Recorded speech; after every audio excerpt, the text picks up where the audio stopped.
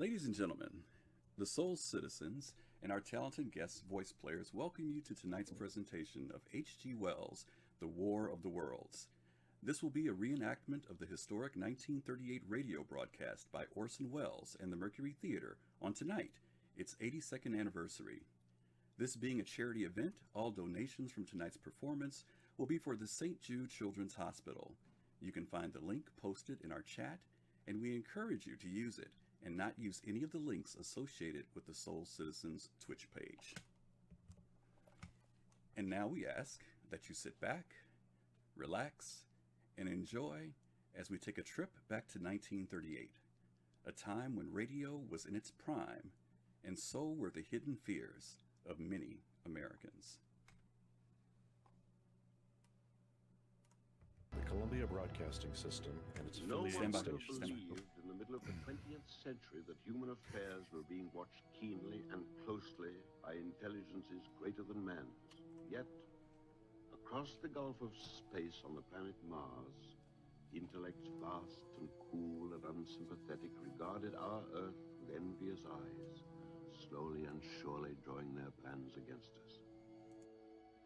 Mars is more than 140 million miles from the sun, and for centuries it has been in the last stages of exhaustion. At night, temperatures drop far below zero, even at its equator. The inhabitants of this dying planet looked across space with instruments and intelligences of which we have scarcely dreamed, searching for another world which they could migrate. They could not go to Pluto, outermost of all planets, and so cold that its atmosphere lies frozen on its surface. They couldn't go to Neptune or Uranus, twin worlds in eternal night and perpetual cold, both surrounded by an unbreathable atmosphere of methane gas and ammonia vapor.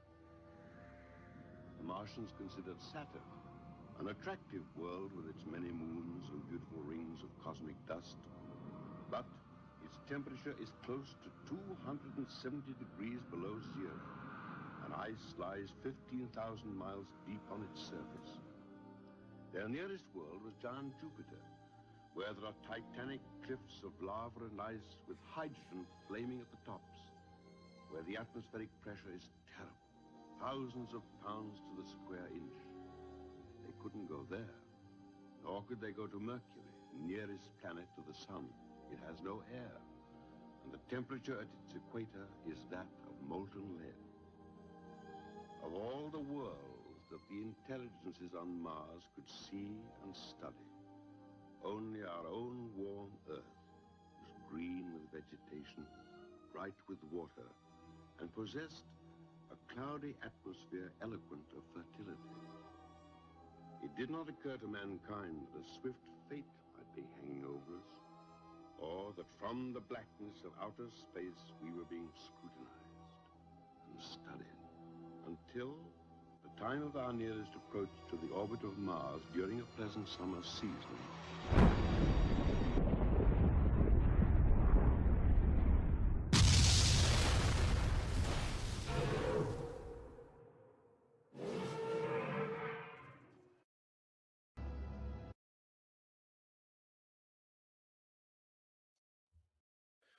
The Columbia Broadcasting System and its affiliated stations present Orson Welles and the Mercury Theater on the air in The War of the Worlds by H.G. Wells.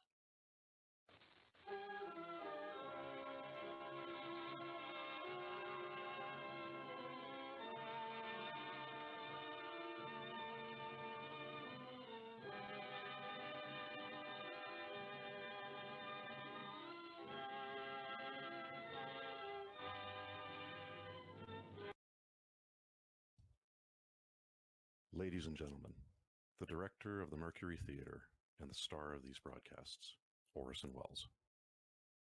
We know now that in the early years of the 20th century, this world was being watched closely by intelligences greater than man's, and yet as mortal as his own.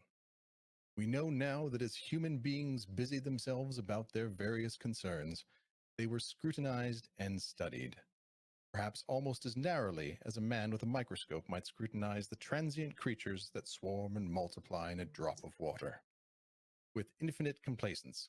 People went to and fro over the earth about their little affairs, serene in the assurance of their domination over the small, spinning fragment of solar driftwood, which by chance or design man had inherited out of the dark mystery of time and space.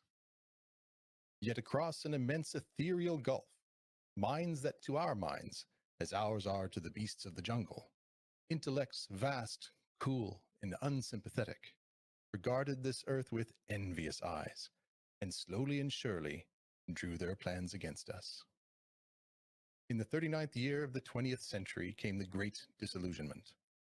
Near the end of October, business was better. The war scare was over. More men were back at work, and the sales were picking up. On this particular evening, October 30th, the Crossley service estimated that 32 million people were listening in on radios. For the next 24 hours, not much change in temperature. A slight atmospheric disturbance of undetermined origin is reported over Nova Scotia, causing a low-pressure area to move down rather rapidly over the northeastern states, bringing a forecast of rain accompanied by winds of light gale force. Maximum temperature 66, minimum 48. This weather report comes to you from the Government Weather Bureau. We now take you to the Meridian Room in the Hotel Park Plaza in downtown New York, where you will be entertained by the music of Ramon Raquello and his orchestra.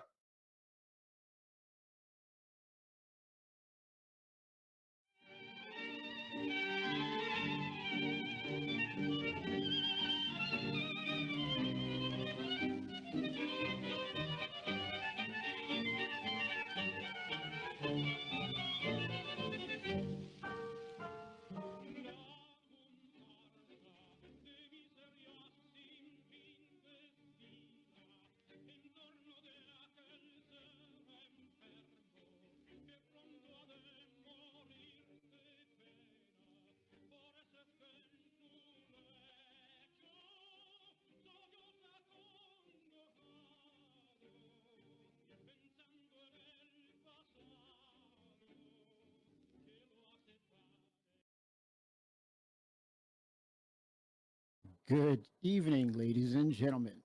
From the Meridian Room in Park Plaza, New York City, we bring you the music of Ramon Raquello and his orchestra. With a touch of the Spanish, Ramon Raquello leads off with La Comparsita.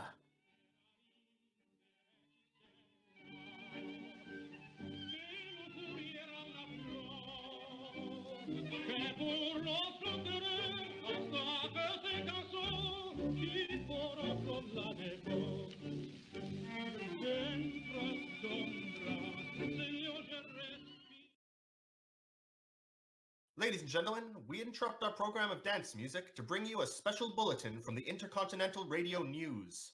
At 20 minutes before 8 Central Time, Professor Farrell of the Mount Jennings Observatory in Chicago, Illinois, reports observing several explosions of incandescent gas occurring at regular intervals on the planet Mars. The spectroscope indicates the gas to be hydrogen and moving towards the Earth with enormous velocity. Professor Pearson of the observatory at Princeton confirms Farrell's observation and describes the phenomenon as, quote, like a jet of blue flame shot from a gun, unquote.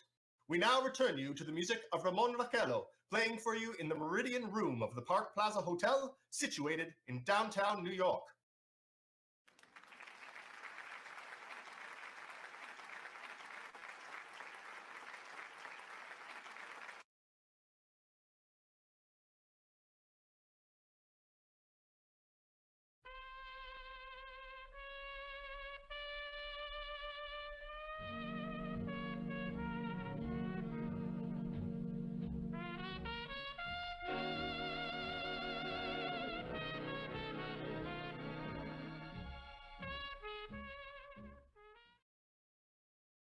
Now, a tune that never loses favor. The ever-popular Stardust, Ramon Raquello and his orchestra.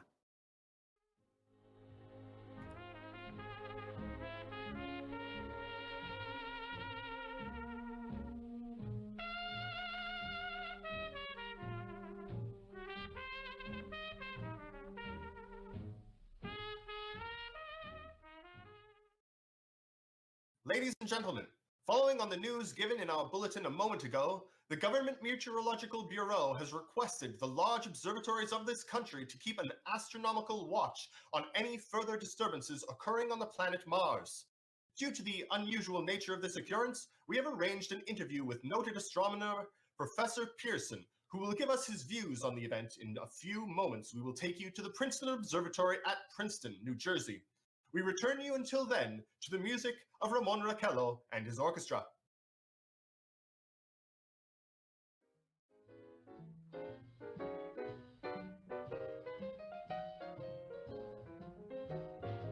I'm flying high, but I've got a feeling I'm falling for nobody else but you. Falling just for you. We are now ready to take you to the Princeton Observatory at Princeton, where Carl Phillips, our commentator, will interview Professor Richard Pearson, famous astronomer. We take you now to Princeton, New Jersey.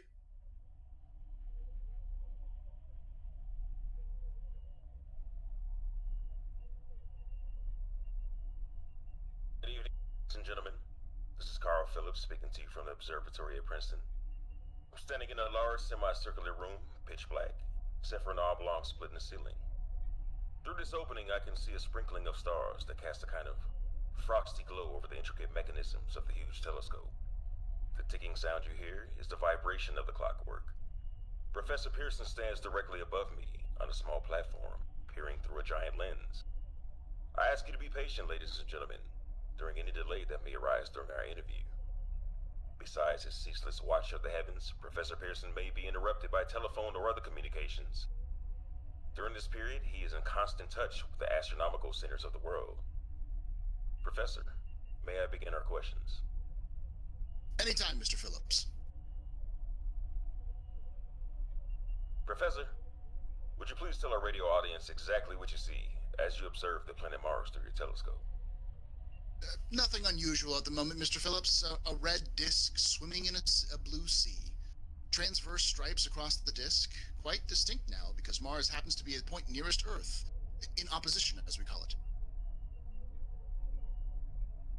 In your opinion, what do these transverse stripes signify, Professor Pearson? Not canals, I can assure you, Mr. Phillips. Although that's the popular conjecture of those who might imagine Mars to be inhabited. From a scientific viewpoint, the stripes are merely the result of atmospheric conditions particular to the planet. And you're quite convinced, as a scientist, that living intelligence as we know it does not exist on Mars? I'd say the chances against it are 1,000 to 1. And yet, how do you account for those gas eruptions occurring on the surface of the planet at regular intervals? Mr. Phillips, I cannot account for it. By the way, Professor, for the benefit of our listeners, how far is Mars from Earth? Approximately 40 million miles. Well, that seems a safe enough distance. Thank you. Just a moment, ladies and gentlemen. Someone has just handed Professor Pearson a message. While he reads it, let me remind you that we are speaking to you from the observatory in Princeton, New Jersey, where we are interviewing the world-famous astronomer, Professor Pearson. One moment, please. Professor Pearson has passed me a message which he has just received. Professor, may I read the message to the listening audience? Certainly, Mr. Phillips. Ladies and gentlemen, I shall read a wire addressed to Professor Pearson from Dr. Gray of the National History Museum, New York, 9:15 p.m. Eastern Standard Time. Seismograph registered a shock of almost earthquake intensity occurring within a radius of 20 miles of Princeton. Please investigate. Signed, Loic Gray, Chief of Astronomical Division. Professor Pearson, could this occurrence possibly have something to do with the disturbances observed on the planet Mars? Hardly, Mr. Phillips. This is probably a meteorite of unusual size, and its arrival at this particular time is merely a coincidence. However, we shall conduct a search as soon as daylight permits. Thank you, Professor. Ladies and gentlemen, for the past 10 minutes, we've been speaking to you from the observatory at Princeton, bringing you a special interview with Professor Pearson, noted astronomer. This is Carl Phillips speaking. We are returning you now to our New York studio.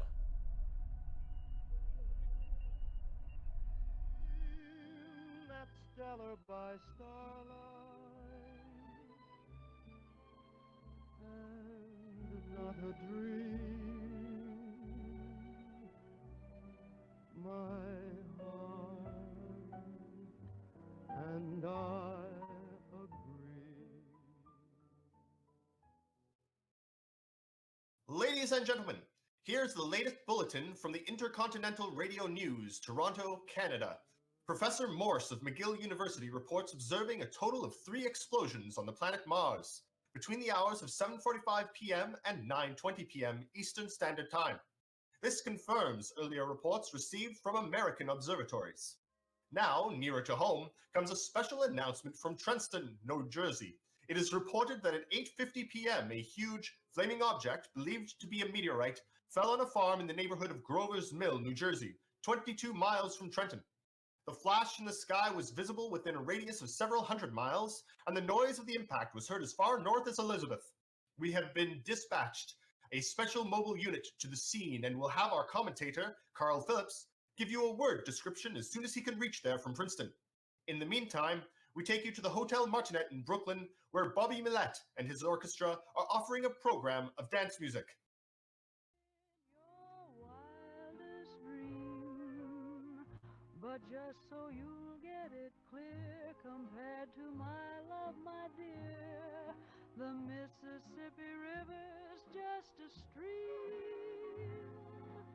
Every day I love you just a little bit more, just a little bit more. We now take you to Grover's Mill, New Jersey.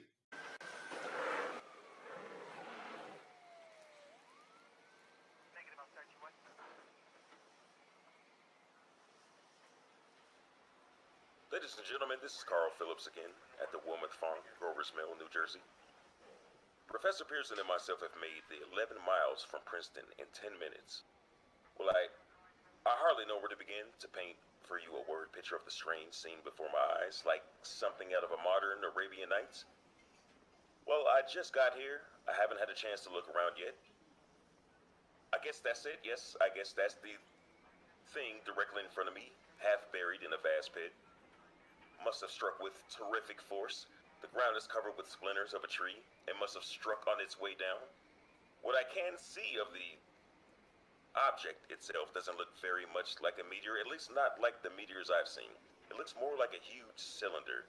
It has a diameter of, what would you say, Professor Pearson? What's that? What would you say, what is the diameter? About 30 yards.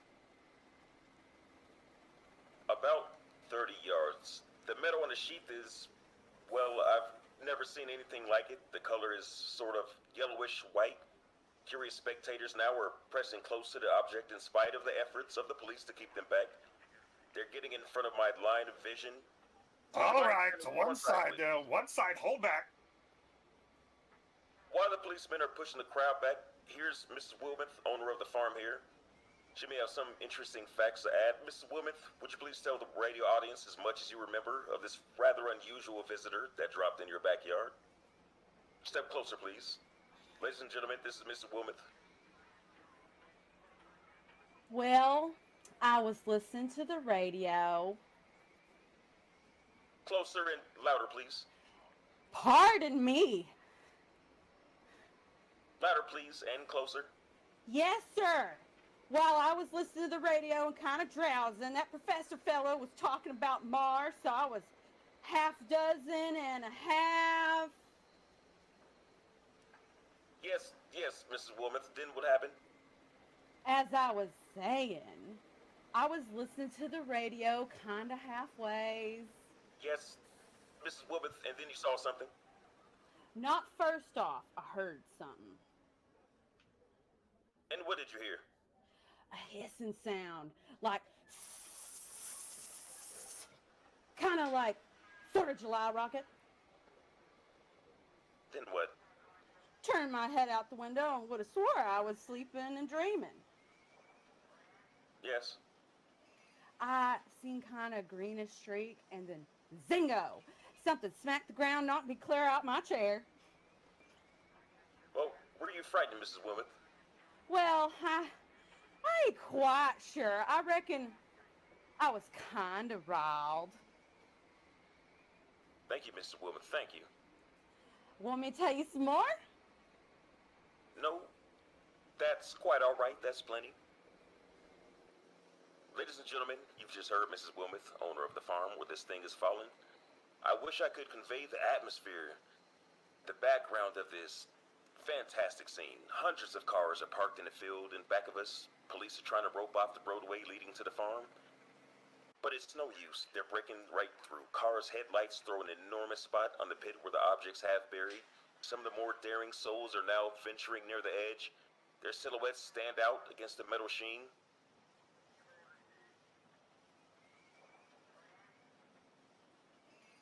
One man wants to touch the thing. He's having an argument with the policeman. The policeman wins. Now, ladies and gentlemen, there's something I haven't mentioned in all this excitement, but now it's becoming more distinct. Perhaps you've caught it already on your radio.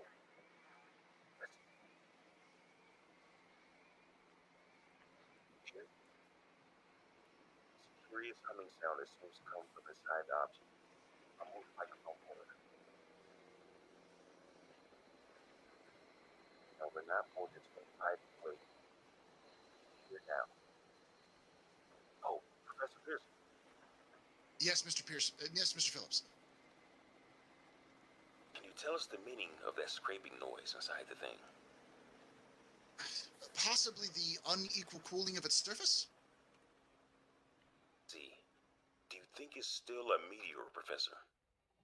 I don't know what to think. The metal casing is definitely extraterrestrial, not found on this Earth. Friction with the Earth's atmosphere usually tears holes in a meteorite. This thing is smooth and, as you can see, a cylindrical shape.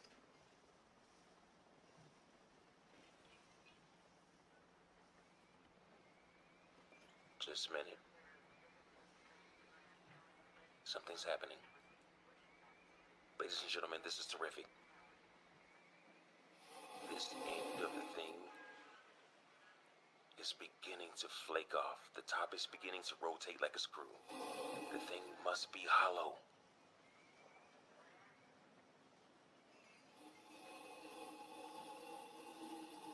Keep back. What is that? Keep back, I tell you. What's going on? Keep back. Keep those idiots back. I'm going to a cinder. Maybe there's men in it trying to escape. It's red hot. What is it? Could be dangerous.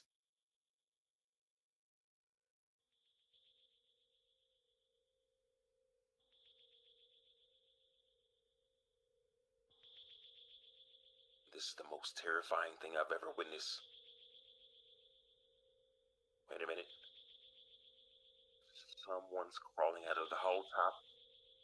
Someone or something. I can see peering out of that black hole. Two luminous discs. Are they eyes? Might be a face. It might be. Oh my God! What in the world? Heaven, something's wriggling out of the shadow like a gray snake. Now it's another one and another. They look like tentacles to me. There, I can see the thing's body. It's large, large as a bear, and it glistens like wet leather. But that face, ladies and gentlemen, is indescribable. I can hardly force myself to keep looking at it. The eyes are black and gleam like a serpent. The mouth is V-shaped with saliva dripping from its rimless lips that seem to quiver and pulsate. The monster, or whatever it is, can hardly move. It seems weighed down by possibly gravity or something. The thing's raising up. The crowd falls back now. They've seen plenty. This is the most extraordinary experience. I can't find words. I'll pull this microphone with me as I talk. I'll have to stop the description until I can take a new position. Hold on, will you please? I'll be right back in a minute.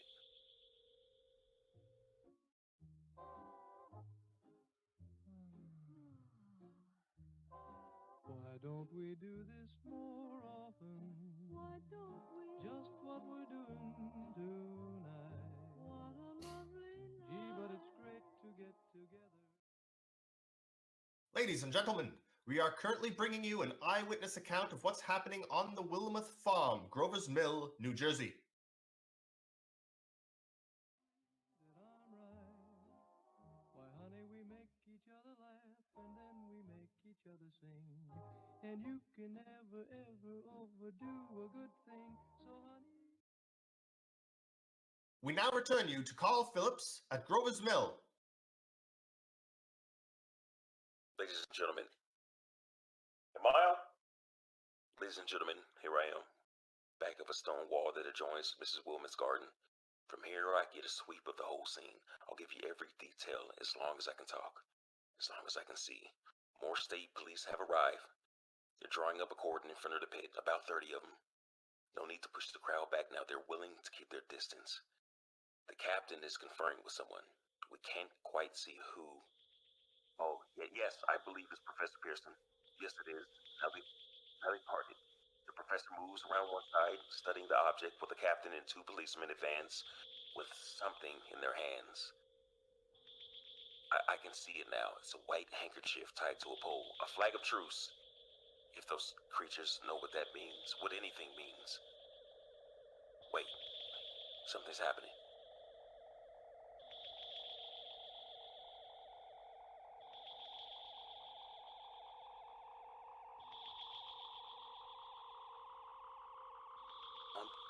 A humped shape is rising out of the pit. I can make out a small beam of light against a mirror. What's that? There's a jet of flame springing from the mirror, and it leaps right at the advancing men. It strikes them head on. The good Lord, they're turning into flame.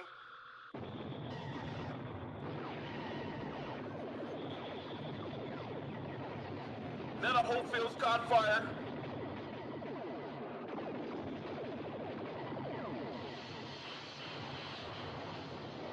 The woods, the barns, the gas tanks of automobiles, it's spreading everywhere. It's coming this way.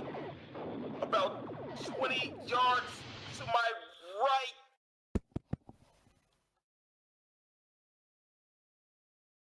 Ladies and gentlemen, due to circumstances beyond our control, we are unable to continue the broadcast from Grover's Mill.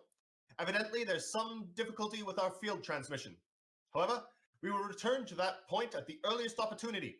In the meantime, we have a late bulletin from San Diego, California. Professor Indelkofer, speaking at a dinner of the California Astronomical Society, expressed the opinion that the explosions on Mars are undoubtedly nothing more than severe volcanic disturbances on the surface of the planet. We continue now with our piano interlude.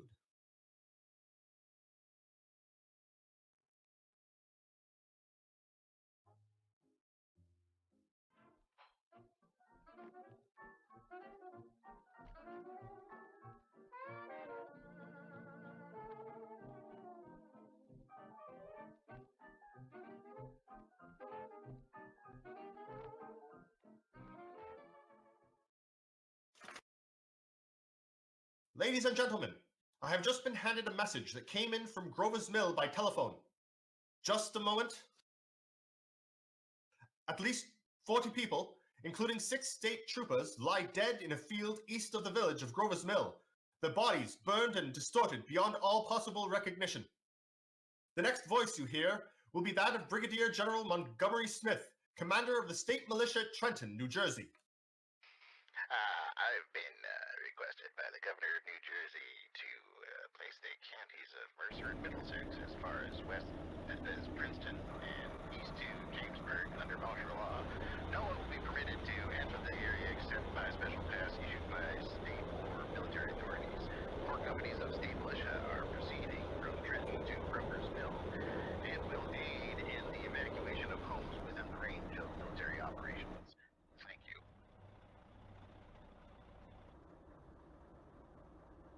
You have just been listening to General Montgomery Smith, commanding the state militia at Trenton. In the meantime, further details on the catastrophe at Grover's Mill are coming in.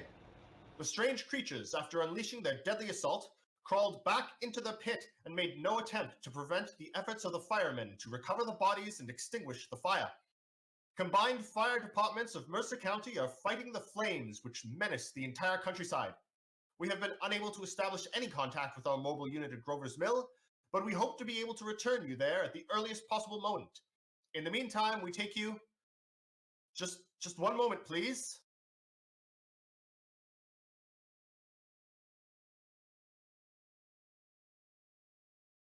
Ladies and gentlemen, I have just been informed that we have finally established communication with an eyewitness of the tragedy. Professor Pearson has been located at a farmhouse near Grover's Mill, where he has established an emergency observation post. As a scientist, he will give you his explanation of the calamity. The next voice you hear will be that of Professor Pearson, brought to you direct by wire. Professor Pearson?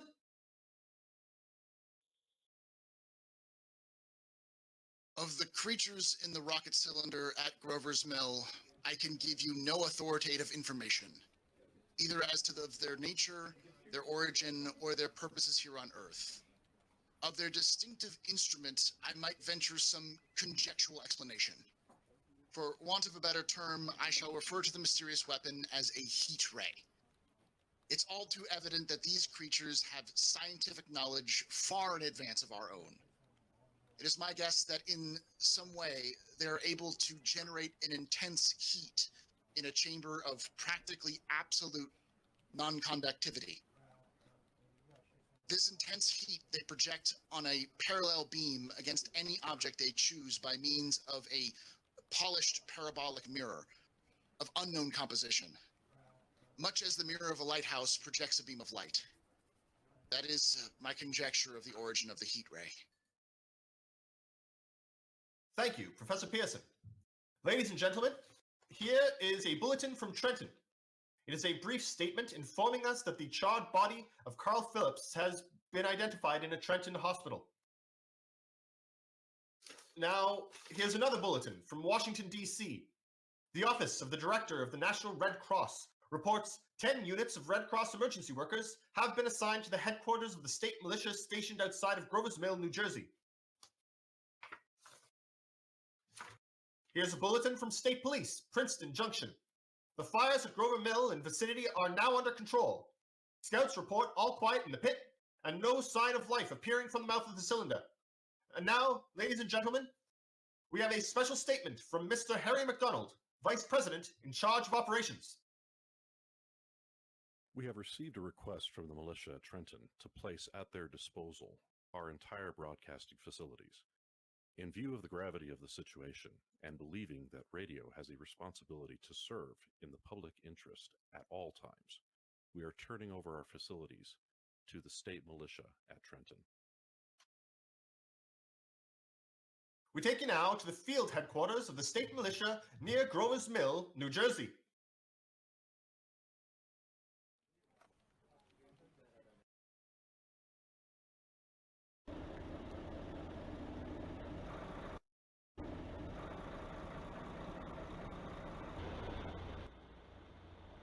This is Captain Lansing of the Signal Corps, attached to the state militia now engaged in military operations in the vicinity of Grover's Mill. Situation arising from the reported presence of certain individuals of unidentified nature is now under complete control. A cylindrical object which lies in a pit directly below our position is surrounded on all sides by 8 battalions of infantry, without heavy field pieces, but adequately armed with rifles and machine guns. All cause for alarm, if such cause ever existed, is now entirely unjustified. The things, whatever they are, do not even venture to poke their heads above the pit. I can see their hiding place plainly in the glare of the searchlights here. With all their reported resources, these creatures can scarcely stand up against heavy machine gun fire. Anyway, it's an interesting outing for the troops. I can make out their khaki uniforms crossing back and forth in front of the lights. It looks almost like a real war. There appears to be some slight smoke in the woods bordering the Millstone River. probably fires started by campers. Well, we ought to see some action soon. One of the companies is deploying on the left flank. A quick thrust, and it'll be all over. Now wait a minute. I see something on top of the cylinder. No, it's nothing but a shadow. Now the troops are on the edge of the Wilmeth farm. 7,000 armed men closing in on an old metal tube.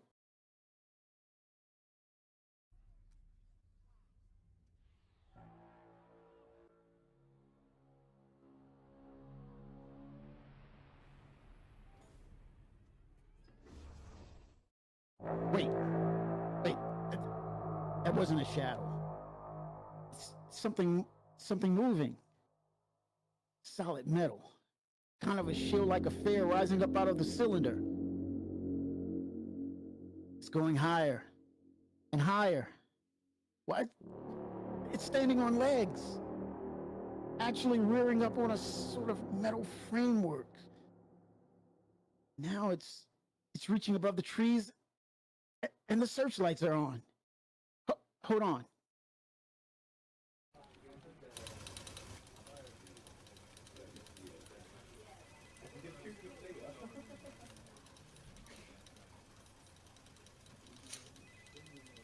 Ladies and gentlemen, I have a grave announcement to make.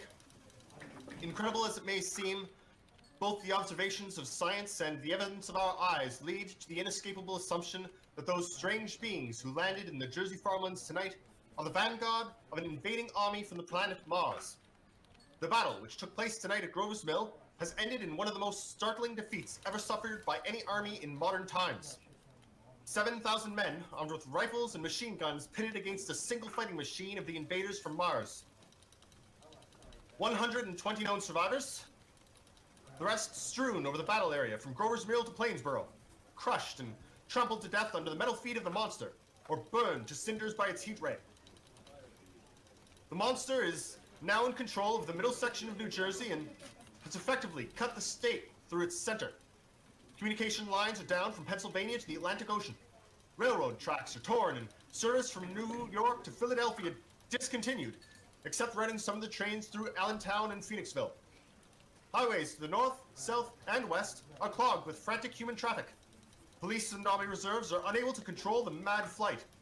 By morning, the fugitives will have swelled to Philadelphia, Camden, and Trenton, it is estimated, to twice the normal population. Martial law prevails throughout New Jersey and eastern Pennsylvania. We take you now to Washington for a special broadcast on the national emergency. The Secretary of the Interior. Citizens of the nation, I shall not try to conceal the gravity of the situation that confronts the country, nor the concern of your government in protecting the lives and property of its people. However, I wish to impress upon you, private citizens and public officials, all of you, the urgent need of calm and resourceful action. Fortunately, this formidable enemy is still confined to a comparatively small area, and we may place our faith in the military forces to keep them there. In the meantime, placing our faith in God, we must continue the performance of our duties, each and every one of us, so that we may confront this destructive adversary with the with Nations United, courageous and consecrated to the preservation of human supremacy on this earth. I thank you.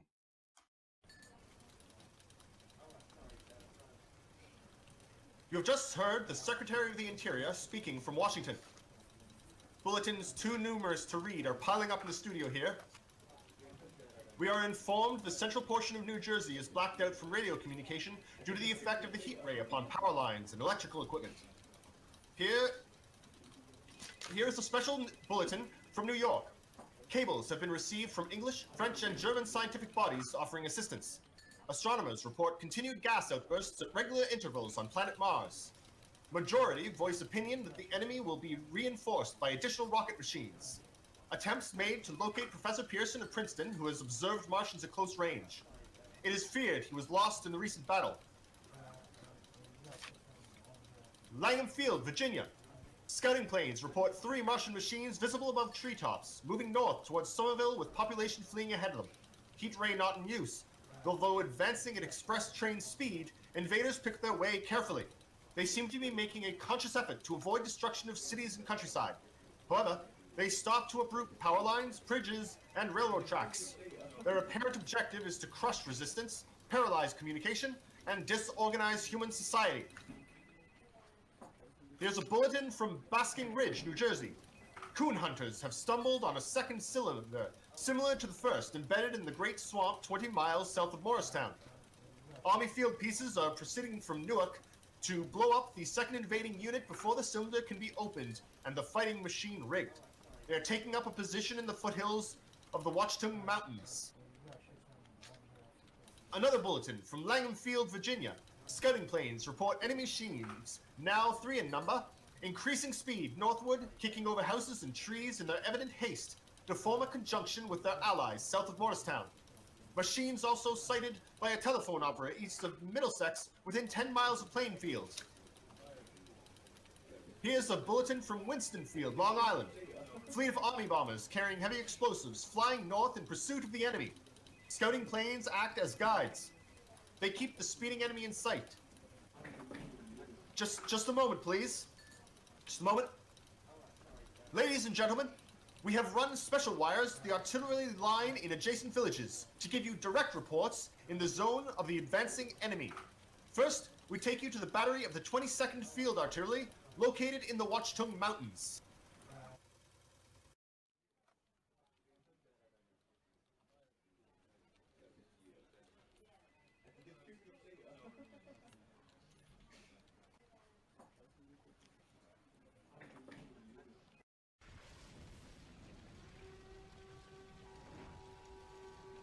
Range, 32 meters. 32 meters. Projection, 39 degrees. 39 degrees. Fire!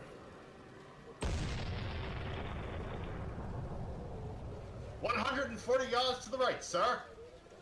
Shift range, 31 meters. 31 meters. Projection, 37 degrees. 37 degrees. Fire!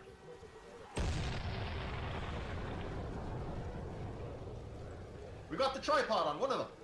They've stopped. The others are trying to repair it. Quick, get on the range. Shift 30 meters. 30 meters. Projection, 27 degrees.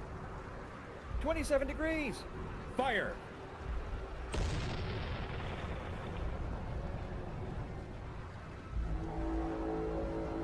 Sir, you're letting off a smoke. What is it? Black smoke, sir. Moving this way. Lying close to the ground. It's moving fast. Put on gas masks. But get ready to fire. Shift 24 meters. 24 meters. Projection 24 degrees. 24 degrees. Fire!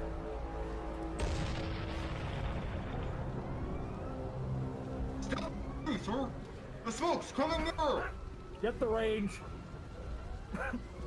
20 meters. 23 meters. 23 meters. Projection 22 degrees. 22 degrees.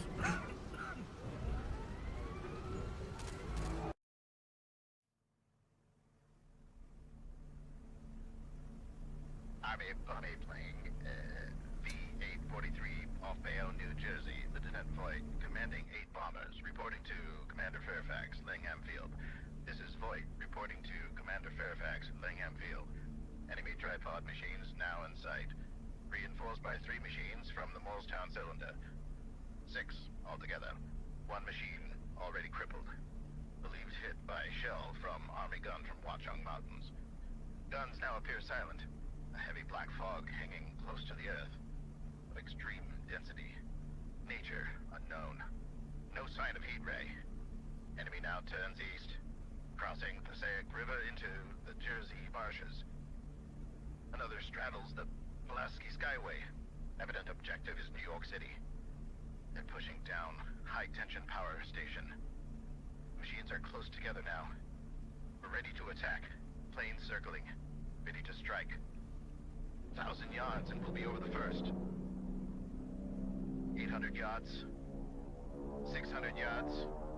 400. 200. There they go. The giant arm is raised. Green flash. They're spraying us with flame. 2,000 feet. Engines giving out. No chance to release the bombs. Only one thing left. Drop them. Plane and all. We're diving on the first one. The engine's gone.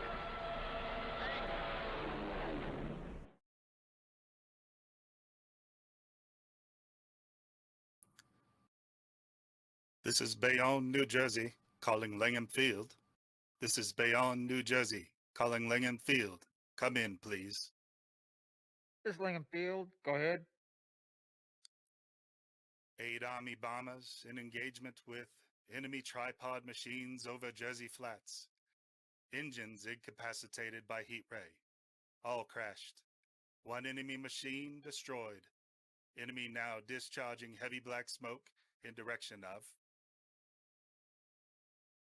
This is Newark, New Jersey. This is Newark, New Jersey. Warning. Poisonous black smoke pouring in from Jersey marshes. Reaches South Street. Gas mask useless. Urge population to move into open spaces. Automobile use routes 7, 23, 24. Avoid congested areas. Smoke now spreading over Raymond Boulevard. 2X2L calling CQ. 2X2L calling CQ. 2X2L calling 8X3R. Come in, please. This is 8X3R, coming back at 2X2L. How's reception? How's reception? Hey, please. Where are you, 8X3R? What's the matter? Where are you?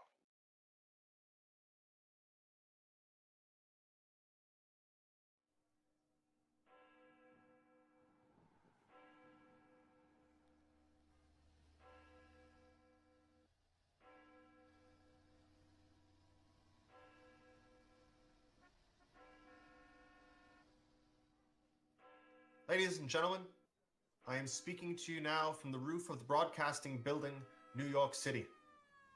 The bells you hear are ringing to warn the people to evacuate the city as the Martians approach. Estimated in the last 2 hours, 3 million people have moved out along the roads to the north. Hutchinson River Parkway still kept open for motor traffic. Avoid bridges to Long Island, hopelessly jammed. All communication with Jersey Shore closed 10 minutes ago. No more defenses. Our army is wiped out. Artillery, Air Force, everything gone. This may be our last broadcast. We'll stay here to the end. People are holding service below us in the cathedral.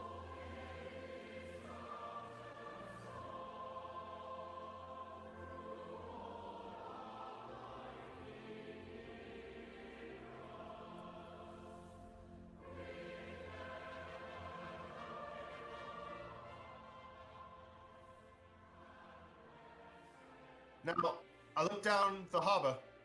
All manner of boats overloaded with fleeing population. They're pulling out from the docks. Streets are jammed, noise and crowds like New Year's Eve in city. Wait a minute. Enemy now in sight above the palisades. Five great machines. First one is crossing the river. I can see it from here. Wading the Hudson like a man wading through a brook. Bulletins handed to me. Martian cylinders are falling all over the country. One outside Buffalo, one in Chicago, St. Louis, seem to be timed and spaced. Now, that first machine reaches the shore. He stands, watching, looking over the city. His steel, cowlish head is even with the skyscrapers. He waits for the others. They rise like a line of new towers on the city's west side.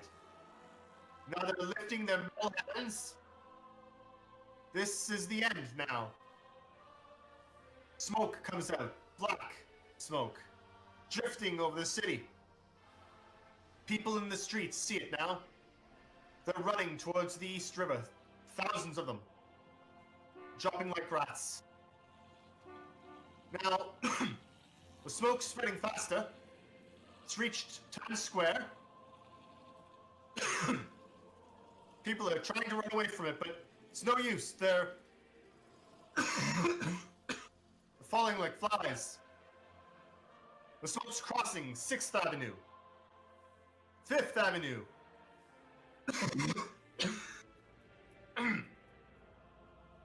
100 yards away. It's 50 feet. 2X2L calling CQ. 2X2L calling CQ. 2X2L calling CQ. New York. Isn't there anyone on the air? Isn't there anyone on the air at all? Isn't there anyone? 2X2L. You are listening to a CBS presentation of Orson Welles and the Mercury Theater on the air in an original dramatization of The War of the Worlds by H.G. Wells. The performance will continue after a brief intermission. This is the Columbia Broadcasting System.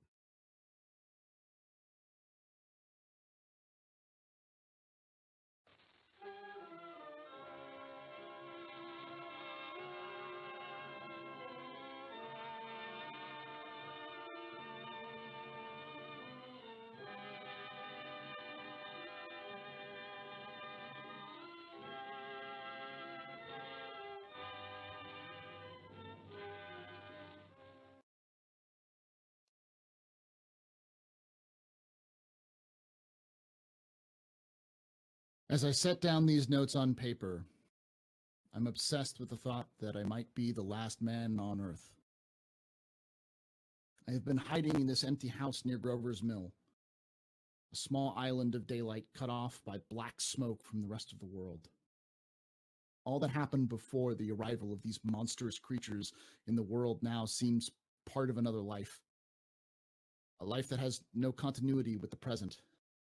Furtive existence of the lonely derelict who pencils these words on the back of some astronomical notes, bearing the signature of Richard Pearson. I look down at my blackened hands, my torn shoes, my tattered clothes, and I try to connect them with a professor who lives at Princeton, and who on the night of October 20th glimpsed through his telescope an orange splash of light on a distant planet. My wife, my colleagues, my students, my books, my observatory, my world. Where are they? Did they ever exist? Am I Richard Pearson? What day is it? Do days exist without calendars? Does time pass when there are no human hands left to wind the clocks? In writing down my daily life, I tell myself I shall preserve human history between these dark covers of this little book that was meant to record the movements of the stars. But to write, I must live. And to live, I must eat. I find moldy bread in the kitchen and an orange not too spoiled to swallow. I keep watch at the window.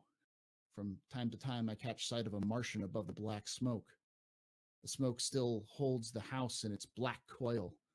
But at a length, there is a hissing sound, and I suddenly see a Martian mounted on the machine, spraying the air with a jet of steam as if to dissipate the smoke. I watch in a corner as its huge metal legs nearly brush against the house. Exhausted by terror, I fall asleep.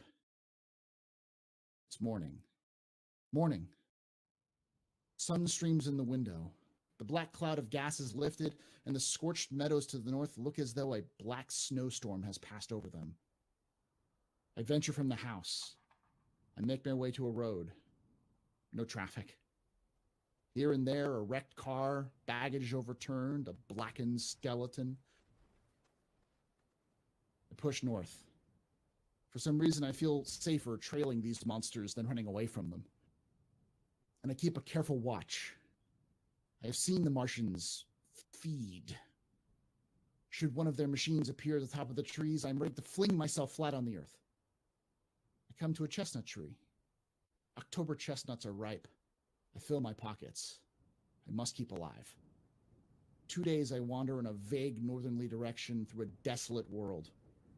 Finally, I notice a living creature, a small red squirrel in a beech tree. I stare at him and wonder. He stares back at me. I believe at that moment, the animal and I shared the same emotion, the joy of finding another living being. I push on north. I find dead cows in a brackish field. Beyond, the charred ruins of a dairy. The silo remains standing guard over the wasteland, like a lighthouse deserted by the sea. Astride the silo perches a weathercock. The arrow points north. Next day, I come to a city, vaguely familiar in its contours, yet its buildings strangely dwarfed and leveled off, as if a giant hand sliced off the highest towers with a capricious sweep of its hand.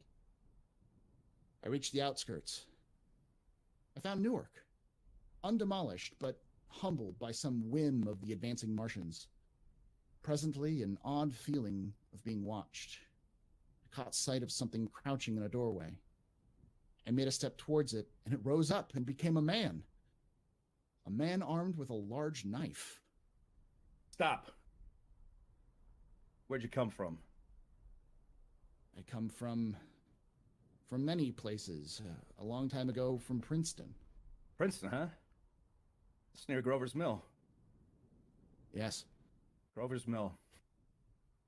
Yeah, there's no food here. This is my country. All this, end of town, down to the river. There's only food for one.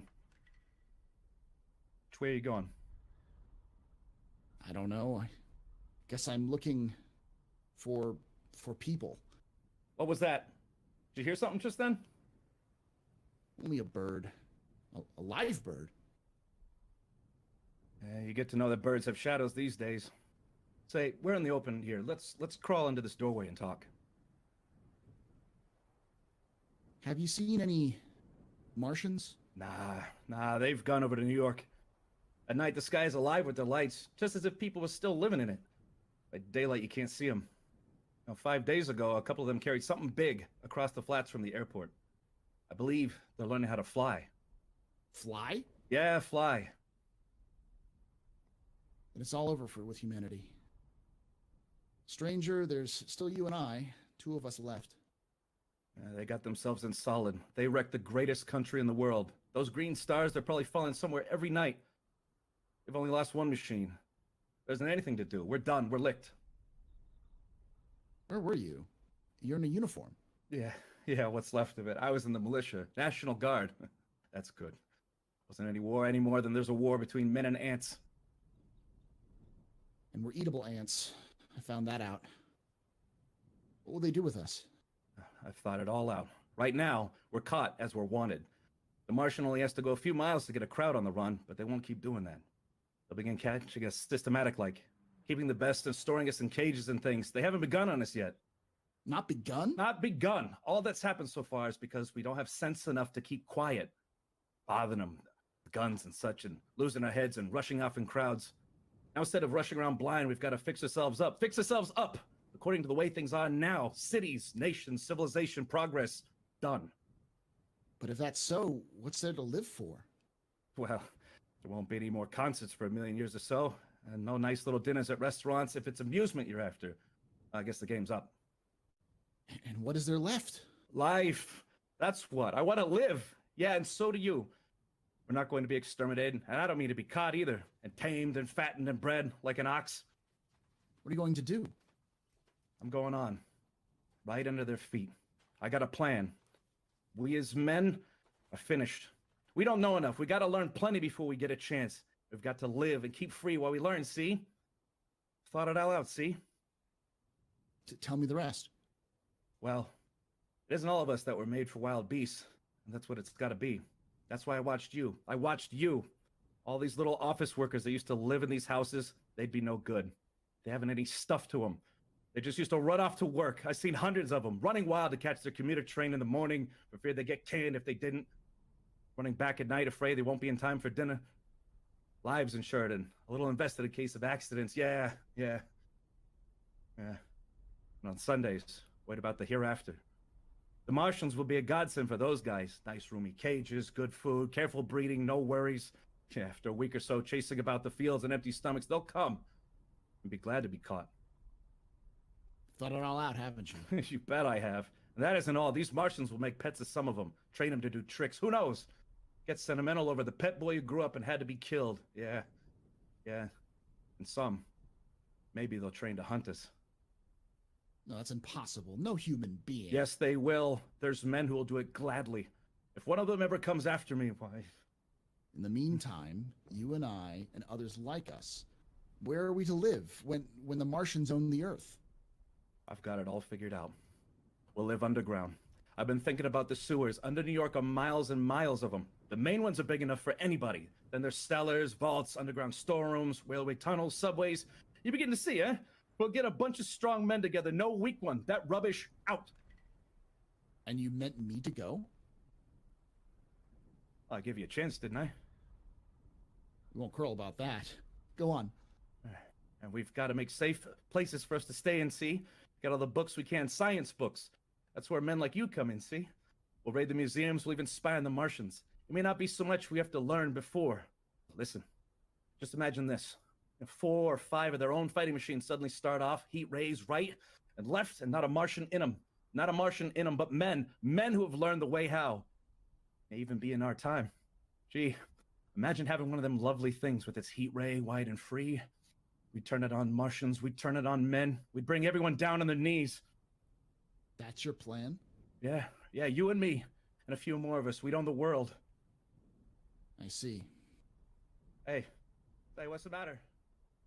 Hey, where are you going? Not to your world. Goodbye, stranger. After parting with the artillerymen, I came to at last to the Holland Tunnel. I entered that silent tube, anxious to know the fate of the great city on the other side of the Hudson. Cautiously, I came out of the tunnel and made my way up Canal Street. I reached 14th Street, and there again were the black powder and several bodies. An evil, ominous smell from the gratings of the cellars of some of the houses. I wandered up through the 30s and the 40s. I stood alone on Times Square. Caught sight of a lean dog running down 7th Avenue with a piece of dark brown meat in his jaws and a pack of starving mongrels at his heels. He made a wide circle around me as though he feared I might prove a fresh competitor. I walked up Broadway in the direction of that strange powder, past silent shop windows displaying their mute wares to empty sidewalks, past the Capitol Theater, silent, dark, past a shooting gallery where a row of empty guns faced an arrested line of wooden ducks. Near Columbus Circle, I noticed models of 1939 motor cars in the show windows facing empty streets. From over the top of the General Motors building, I watched a flock of black birds circling in the sky. I hurried on. Suddenly, I caught sight of the hood of a Martian machine standing somewhere in Central Park, gleaming in the late afternoon sun. An insane idea.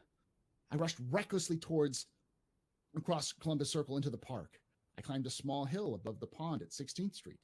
From there, I could see, standing in a silent row among them all, 19 of those giant metal titans, their cowls empty, their great steel arms hanging listlessly by their side.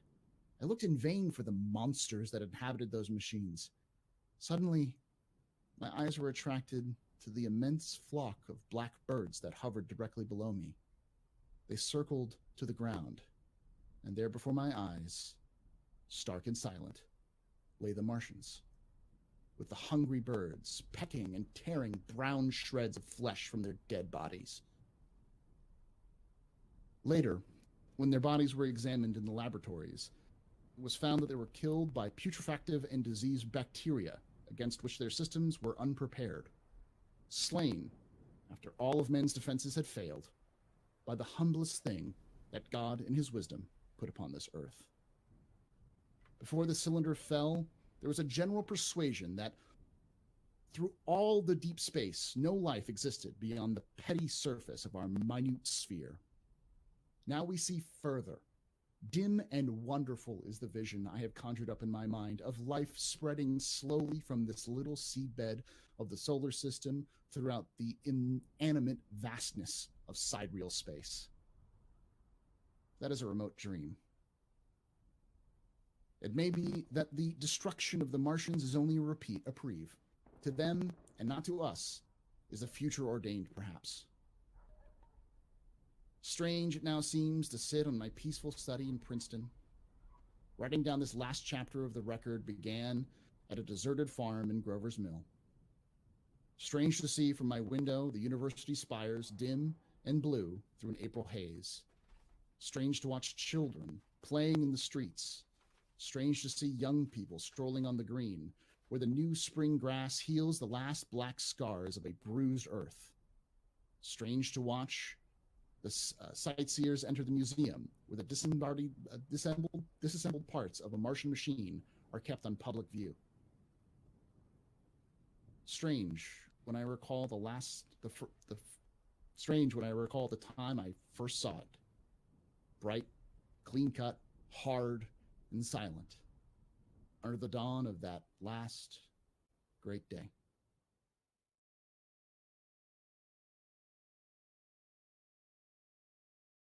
This is Orson Welles, ladies and gentlemen, out of character, to assure you that the War of the Worlds has no further significance than as the holiday offering it was intended to be. Mercury Theater's own radio version of dressing up in a sheet and jumping out of a bush and saying boo. Even starting now, we couldn't soap all your windows and steal all your garden gates by tomorrow night. So we did the next best thing. We annihilated the world before your very ears and utterly destroyed the CBS. You will be relieved, I hope, to learn that we didn't mean it, and that both institutions are still open for business. So goodbye, everybody, and remember, please, for the next day or so, the terrible lesson you learned tonight. That grinning, glowing, globular invader of your living room is merely an inhabitant of the pumpkin patch. And if your doorbell rings and nobody's there, that was no Martian. It's Halloween.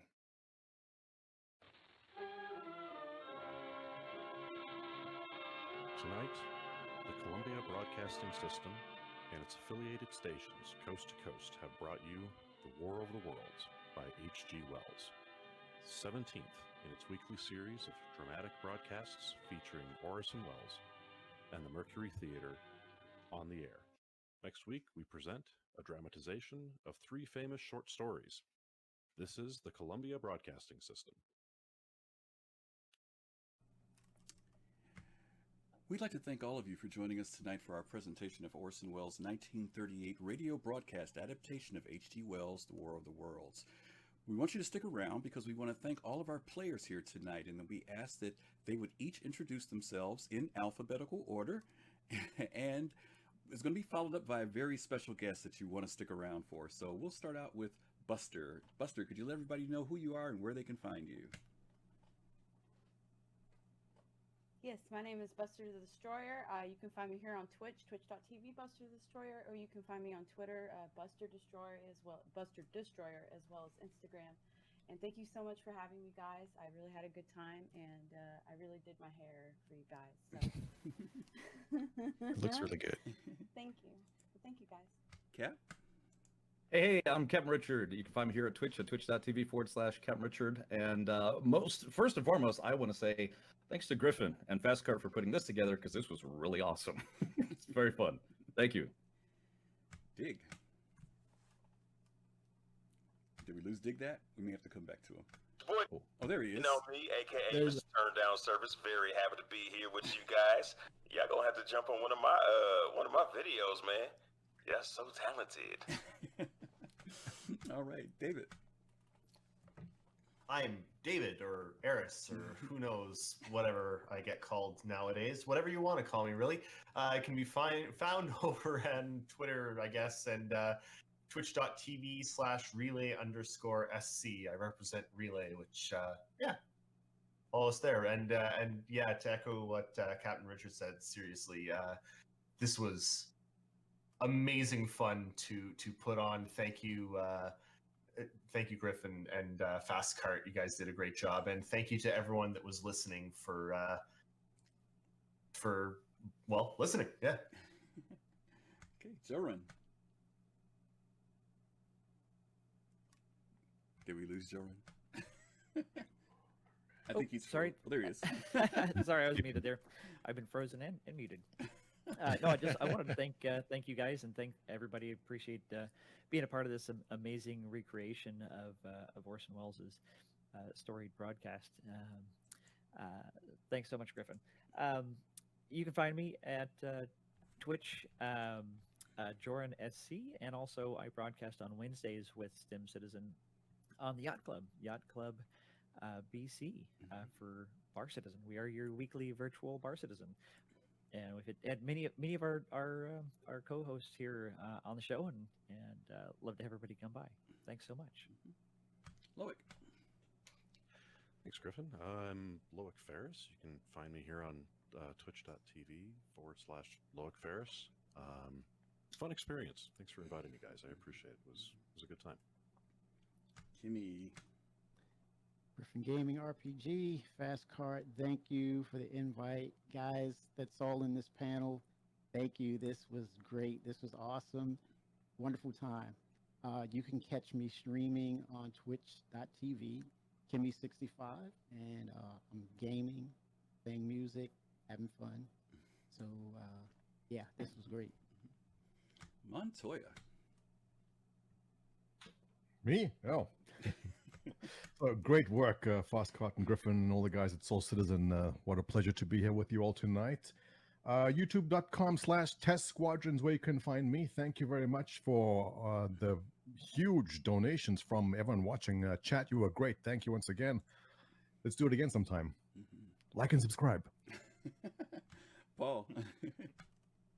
I am Paul Berserker01 Batman Shelley. I do streaming on twitch.tv/theastropub. I do videos and lore videos from Star Citizen and other safe space and science fiction stuff on youtube.com/theastropub. And I want to thank everyone for coming in. I want to thank Griffin for the invitation, because I'm kind of a nerd when it comes to this kind of history stuff about this kind of thing too. So it was fun to do a reenactment. Shaozen. Yeah, I really am grateful to be here. I'm here basically because I have friends in high places, also known as Jorunn and Stim. I do some content production on YouTube as Shaozen SC, and I do a little Twitch streaming. Just started that with my kids, trying to do a family-friendly Star Citizen Twitch that's more children-oriented. So we're trying to kick that off, and full-time worker, dad, and all that. So I just do it where I have time. Awesome. Stim. I'm StimCitizen, producer and co-host of the Yacht Club BC Twitch channel. So you can find us obviously at twitch.tv/Yacht Club BC. We run a weekly show where we talk about all things Star Citizen, and we hang out with the community as your official online Bar Citizen. We talk about content creations that's going on, all the different contests that are out and happening, and we just hang out and have a great time. So guys, this has been an amazing experience to be part of this. Thank you so much to Fastcart and Griffin Gaming for putting this together. This has been a truly great experience to just be beside all of these great streamers, and to be part of the movement or the reenactment of the War of the Worlds. It's a great honor to be part of it. So thank you very much for this opportunity. And last but not least, UberNerd. Hello, everyone. As you all know, I'm the UberNerd, and I'm so happy to have had this opportunity to be with all of these great content creators, to be here in the recreation of the 1930s radio scare story of War of the Worlds. So happy for that. You guys can find me on Twitch TV at Uber_nerd. And man, I hope that we'll do more radio programs with this intrepid and amazing group of vocal awesomeness. So I was thinking next, Hitchhiker's Guide to the Galaxy. Yes, please. Ooh, I like. Oh my God, that would be fun. No, the camera timing. Okay, I'm going to ask that you guys would hold tight, because we have a special guest, and our special guest is here. you're doing hitchhikers, I want in. We got Definitely. Hi. I enjoyed doing the Martians for this broadcast. What did you think of my performance as the Martians? Very Uncanny. convincing. Oscar worthy. Yeah. Uncanny. You couldn't even tell it was me, could you? I know, right? Almost Oh as good God, as why the am I so count. big on the screen? Don't do that. Well, I'm sorry. Hold on. Hey man, y'all say Hitchhiker's Guide to the Galaxy? Yes, Dick. Are we doing that? Because if we are doing it, I am in. Yeah, If we do hitchhikers, I'm in. The right placement at the right time. Yeah. So guys, I'll be the one girl in it. Cool. so please forgive the fact that Trillion, you're in. forgive the fact that the frames are off, guys, because we had to add Disco in, but he wanted to come by and say a couple words to you guys real quick. And he's going to glad to have announce him. also how much very money we cool. raised tonight as well. So go ahead, Disco. Wow. Oh, I am? Yeah. Do I know how much money we raised? You raised? I will send it to you. Oh, okay. Nice. Dustpan. That's awesome. Well, the train cut him out of a dustpan. Our goal was $1,000, and we raised. 1,612. Wow. Holy smokes. Great Are job. You guys special. How or what? Hello, everyone. Who can do math? Thank you so much for donating. Holy smokes. Wow. And that was with the link Jeez. broken half the time. Yeah. Well, one of the other, Is that right? one of the other reasons why Disco came by tonight was that he evidently is an enthusiast of War of the Worlds, and he said he would spend a few minutes talking a little bit about maybe the broadcast or the history of the story or whatever the case may be. I'm not sure what he wants to share, but I know that some of you guys are enthusiasts, and I am too. So, as you guys know, this was the 82nd anniversary for War of the Worlds. And Captain Richard, I know you know a little bit about the background on this story as well. So why don't you can you tell just a little bit about, what happened in 1938 with this whole broadcast, why it was such a big deal? Well, Uber was there. Ask him. Ouch. I was busy in the backwoods, with the still, so no radio at that place. The backwoods, though? I was making paint thinner. Corn mash. Yes. Corn mash. Totally legal paint. Boardwalk Empire. I knew it. I'm going to, well, Captain Richard, while you're talking, I'm going to try to rearrange everybody's pictures here. So you go ahead and give us some background. Oh, Griffin, I was going to say. No pressure. Oh. I'll defer to Disco here on this one. I stopped my stream. The pictures should jump. But you want Okay, stay well, go in ahead. or- Yeah, no, go ahead. If you can drop yours, that'd be great. Thank you. I now need a salve. Hey, put a hat on my Oh, yeah. cockpit side, like Do Nucky it. Johnson, Let's see. Wait. Nucky Thompson. Wait, no, that makes me Eris on the stream. That's not acceptable. Yeah, that didn't help. That didn't That's not Everyone help. wants to be me? Like now Montoya. What's wrong with Okay, that? we're close to right. Oh my God, I'm gonna have to move some people. But Like, go I ahead. will I accept am both. Emmy. I will accept Buster. I will expect Astro. No, but you get to not be Terry. me. For your mean tweet, you get to be me. Well, being me, it's pretty hard, buddy. But did you notice It the ain't list easy of- being green. Did you see the list of donors? Apparently, the top donor is Eris's mom. Oh. Yeah, she loves Wow. everyone. Nice one, Eris's mom. Yeah. And the last donor is Eris's dad. So Dad? Awesome. Are you watching? Oh, Can't make this up. I Cannot was make like, this that's the up. long way to Tell go me for who's your money mama in that joke. family. All right. who is it? There's some awesomeness there. So real quick, Captain Richard, give us a little bit of background on this 1938 broadcast. What was the big deal on it? I mean, part of it was that so many people believed it was actually real. Back then, they didn't have TV, so everyone would just listen to the radios and broadcasts and the radio plays and the like. But a lot of people just simply did not know that this wasn't real. It was a lot of people started freaking out. I think you mentioned before, like a lot of people started calling the radio station, trying to figure out what was going on, and it caused some stress and chaos, actually. And so that's why it's a kind of a famous piece of radio history. What's important to remember as well is that this is 1938 was when it was broadcast. So October 1938, and all throughout this time period, people have been getting radio broadcasts about the invasions of various. Like this is like right before World War II, like right in the lead up. the Nazis had been advancing all across Europe. People's news feeds had been filled with nothing but war news about Nazis doing this and that. Like, the Germans are advancing here and there and that kind of thing. So, like when this came on and it was war news, some people literally thought it was the Germans invading America. Like, it wasn't just like the Martians. People were just confused because they thought they were hearing all this war news, but it's from Trenton, New Jersey. So people were freaking out. They were probably also listening to shortened recap videos of the broadcast where they got only part of the story. Yeah. Well, part of the problem was if you weren't listening from the very, very beginning, you missed it, right? Like, you come in, you're out working, you come in, and they're in the middle of it, and it's news. There's an announcer doing news. They're going to music. They're coming back, and people are dying and turning into giant balls of fire, and there's like death. That's scary.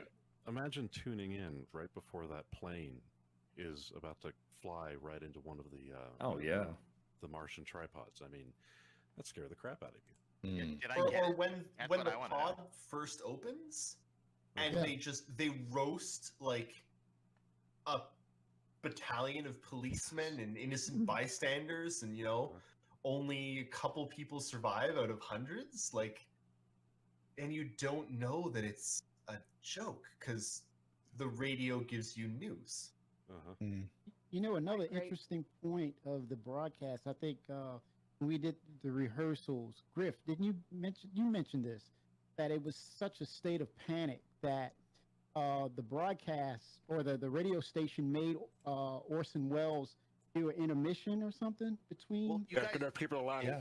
There are You people, have to remember that back in that time, just a year before, there was the radio broadcast of the Hindenburg disaster. Right? I was going to say, there are people outside the radio station trying to figure out what was going on. Disaster that happened, and Orson Welles kind of modeled the way that the announcers were making the broadcast in a very similar fashion to the radio broadcaster. Oh, the humanity, and you know what I'm saying? So it was a very emotional way that they kind of tied into that, and it was so recent from when they heard the disaster of the Hindenburg, which was real, that if it was like not even a year later. Well, yeah, about a year later, right? About a year later. About exactly a year later. Can I get one point in as a devil's advocate? Pearson is moving around fast in that 1 hour. He goes from one place to the next place, and it's like he had a supersonic machine or something like that. So there is that, but yeah, the other stuff I can understand people being. He ran the wires out to the artillery real fast.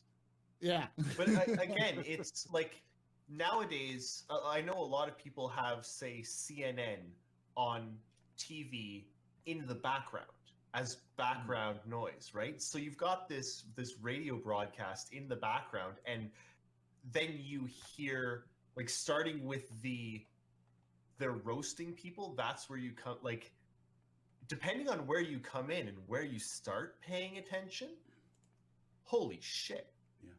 There was let me share something real quick with you in relation to what you just said, David. What actually happened was the Charlie McCarthy show was on prior to this particular broadcast, and everyone was listening to that because it was the #1 radio show of that time. And weirdly enough, I forget who the singer was. It was a well-known popular male singer who was singing a solo, and he went over on time. And what happened was people didn't want to hear the rest of what he was singing, so when they changed channels to go to Orson Welles, the show had already begun. So that was like the #2 show. So people went to that, and like you said, they didn't hear the intro, they didn't hear Orson's beginning oratory, and so when they came in, they were listening to what was basically a radio broadcast of ballroom music, which is what most people would listen to in the evening. And of course, as you guys know, when breaking news hits, people stop doing what they're doing. The radio was the means of getting information back then, especially at 7 or 8 o'clock at night in the evening. And it was normal for them to hear breaking news because they've been hearing breaking news stories all the time from Europe about war. So It's fairly normal. Or even the president was doing radio broadcasts on a regular basis. So like all of these things were fairly normal to people's perceptions. So another point that you mentioned about the president, the gentleman who did the part that Montoya read, which was supposed to be the Secretary of the Interior, in reality, Secretary General. No, it was the Secretary of the Interior. The Secretary of Interior. But what happened was he made his voice sound like the president, like Roosevelt at the time. And so when people heard it, they thought, they didn't hear the part of the Secretary of Interior, they thought the President of the United States was making that announcement, and that freaked people out even more. The people hear what they want to hear. Can I shift from history real quick and ask about the sound effects and the music and everything? Sure. Who was running that? Well, I'm going to give some credit there. I didn't get a chance to do that. That was Fast Cart and myself, and I was pulling my hair out, also directing at the same time. But yeah, it was Fast Cart handled all the music, and then between he and I, we both rotated between sound effects. So. Yeah. Yeah, that was. I was very pleased. That's actually when I messaged you about this a couple days ago. That's what I was most curious about. I'm like, are you going to do music and sound effects? Yeah. Like that's what got me excited about this. The whole radio, the live radio aspect of it. So that was very impressive. Well, you took some stuff from the '53 movie though. Yes, yes. The opening intro, that voiceover was from the opening, and then some of the sound effects, as you guys know, were from the Tom Cruise effect of the War Machines as well. And we did use sound effects from the 1953 George Powell as well. Yep, there's a little bit of all of them in there. It's funny you mentioned that, Griff, about the War Machines from the Tom Cruise movie. For me, I've heard about this, right? And we did the rehearsal, and then I went back and I listened to the actual broadcast. And so it was that parallel that came together of the Tom Cruise movie and the broadcast, and it put everything in perspective of seeing the movie War of the Worlds and how they took pieces and elements of the radio broadcast and put it into the movie. And it was like, oh, that is cool. That's really It was nice when you guys brought in Stella by Starlight, the Ames brothers. That was awesome. I love that. Was perfect. But yet nothing from the 1988 TV show. No. And no, I but no, I watched it. That was my show. I love that show. That was my show. I loved it. No, absolutely. Toxic Waste, waking them up at a barrel. Oh, what a great! It was a great story. It was such a good thing with the whole tripod and threes and that whole Trinity thing they ran. It was very, very cool. The main actor was named Jared, and as a kid, I'm like, is there another Jared in the world? And he's fighting the aliens? I mean, that was my introduction to War of the Worlds. I didn't know about War of the Worlds before that. So the 1988 show was my introduction. I was like, oh wow, this is cool. Martians, okay. Well, for me, one of the ballsiest things in the world. Break in, but I'm gonna let you guys go. Thank you for having me. Thank you, man. I'll let you guys later. We appreciate you, Dig. Thank you. With that, I want to say one thing. Dig, before you go, I want to say one thing. If we do the Hitchhiker's Galaxy, I'm claiming Most Def. Dude, no, that's me, man. Okay. I mean, I would love to play that dude. I mean, it's not like he's the character, but I mean, for me, he's the character. But yeah, man, whatever, man. You know, I just love to do some VO. So, hey, Disco, I need to be that the DJ in Wally's, but I'm gonna leave on that note. All right, see you later, Dig. He's not odd. Cable Brock. We'll talk. Thanks, Dig. Safe odd. Yeah. One of the things I will say about this movie is that this was the first science fiction movie that I saw as a child. There were only 2 films that I ever saw as a kid that scared me, and this was one of them. Frankenstein was the other. I think I saw this when I was about 7 years old, and I didn't know, this is the first time being introduced to science fiction, and because of the way they did it, it really did terrify me. I was scared to death of this movie, particularly of the reveal of the Martian, which was the first time I'd seen anything like that. So it had a big influence. It had a big influence on me, and I followed all of them. I followed everything from H.G. Wells all the way to the Tom Cruise version of the film. So weird that everybody refers to that movie as the George Powell movie, but it was directed by Byron Haskins or something like that. Yes, that's right. But he gets no credit. It's just it's the George Powell movie. Yeah, everybody calls it the George Powell. Yeah, well, I think it's because he produced it, right? That was the main thing. Behind it. Yeah. I mean, nobody talks about the producers of James Cameron movies or Christopher Nolan. Nobody talks about who produces Christopher Nolan movies or whatever. It was just a different time before the age of the auteur. True. It's just true. I'm just saying Byron deserves. Do you guys remember the '88 show I remember I was pretty young when that was out, but they played it kind of straight. Yes. Like basically the War of the Worlds story was a cover up. Mhm. And that got my imagination churning when I was a kid. And I'm like, what if? Yeah. Yeah, So I that was remember part of that. the magic of this for me. And then one of the most mind-bendingly ballsy things in the world, between the first and the second season, they just throw the entire show away and do a different show the second season. Oh, The whole first season was about bringing back the aliens. And like, yeah, no, we got different aliens now. Yep. And you're just like, what? Yeah. No, I love that. In In fact, I is have that this- series on DVD. I have the entire series on DVD. Amazon does have it if anybody's ever interested in it. It's a different kind of thing, but it's a great series. All I know is this right here was literally my first introduction to War of the Worlds. I've never seen any movies or TV or radio or anything. Wow. This is why your dad only donated $5. This is why your dad was like $5. That's because he hates me. My first experience I with it was sat actually... here thinking about Signs.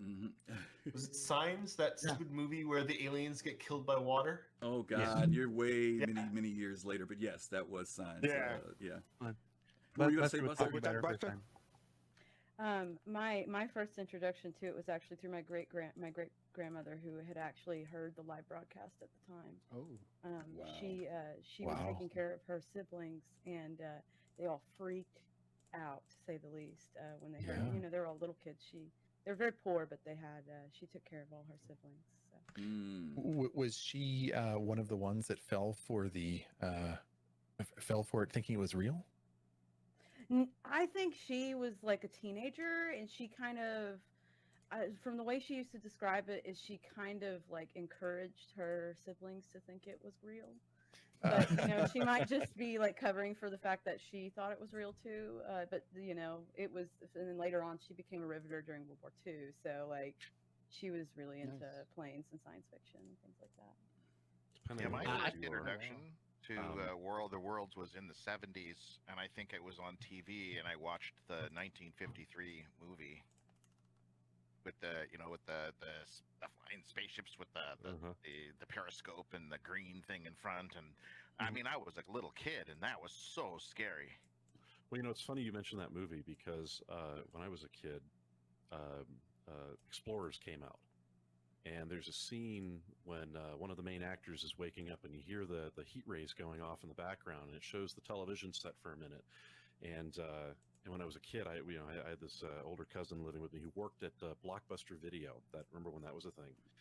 And I just looked at him and said, "What movie is that?" And I couldn't have been, 8, 9. And he just goes, "Oh, I'll bring that home for you." So that's how I wound up seeing it, was because I saw that movie in another movie. Yeah. Explorers was the movie that made every kid grab every spare toaster and VCR and anything else they could find, and like a Try to garage strap sale, it together and create a and just make a pile of stuff and be like, "Yes, this is our spaceship. I remember Mom. that I'm building a movie. spaceship, Mom." Yep. Yeah, I remember that one. Funny story. My first experience with it was actually a family story. I have a similar family story to Buster. I think this story is apocryphal because I've done some research on this, and there is some actual, like, a lot of myth that flies around with this. But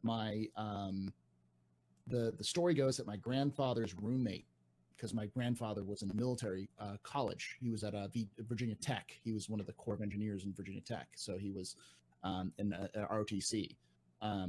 And one of his roommates, who was a cadet as well, they were listening to the radio, and he threw himself off. He was scared. He didn't want to go fight the Martians, so he threw himself off the roof and killed himself. There's a lot of those stories that you'll hear flying around about that there are people who committed suicide because they thought they were going to die from Martians. In reality, there's not a lot of evidence that backs that up. There's not a lot of like physical evidence. There's a lot of stories about it. People were freaking out about it because there was also like a lawsuit almost that was trying to be brought against Orson Welles and NBC or CBS about the whole thing, because people were super scared. They got super panicked about it and felt that it was like bad faith or whatever. The original fake news. So as someone like to point out. So. No, it's very now, true. In fact, Montoya is the only person here who was rooting for the Martians. What is your War of the Worlds. Technology and other wonders. There's another TV series that did it for me way back. I don't know if any of you remember this. It was Ray Bradbury's Martian Chronicles. Yes, that was awesome. Yep. Yeah, that was crazy. Good show. Sci-fi is in our DNA. It's a bunch of nerds. This is way off the reservation here, but Ray Bradbury lived in the same city that I went to college in, and I was doing college theater, and he was friends with the director of the college theater one time, well, for a while anyway. But he showed up at a rehearsal. And I'm sitting there. I'm on stage. I'm sitting there. I'm trying to do fucking cabaret. And, and in the audience, I'm like, God, that guy looks like Ray Bradbury, and I can't reconcile why Ray Bradbury is sitting in the audience watching me stumble my way through cabaret, and at the end of rehearsal, I come down. I have to like get a closer look, and I go and he's talking with the director, and I'm like, holy shit, this is Ray Bradbury. And I'm like, hi. And he goes, oh, hi. He goes, hello, young man. What part do you play? And I'm just like, Nope, someone left. Let's go. He runs away. Apparently, he runs away from Ray Bradbury. That's the end of the story. He's so afraid. He passed out. And He's back. There you go. Revive him. the ghost of Ray Bradbury. Like, you're gonna embarrass me here. should kick him out.